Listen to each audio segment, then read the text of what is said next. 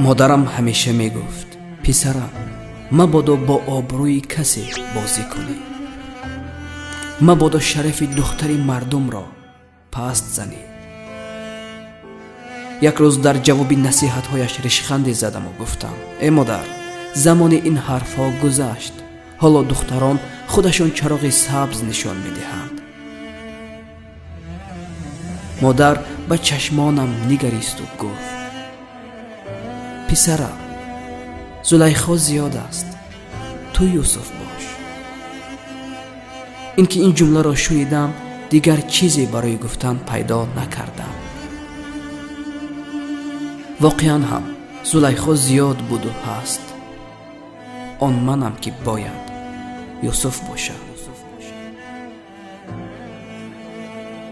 بیترس از کسی که سکوت کرد وقتی که قلبش را شکستی و او همه حرف های خود را جوی تو به خداوند گفت. خداوند نیز خوب گوش کرد و آن روز فرا خواهد رسید که همه آن حرف ها را سر تو فریاد خواهد زد و تو پاسخی گفتن نمی توانی و آن روز را خوب درک خواهی کرد.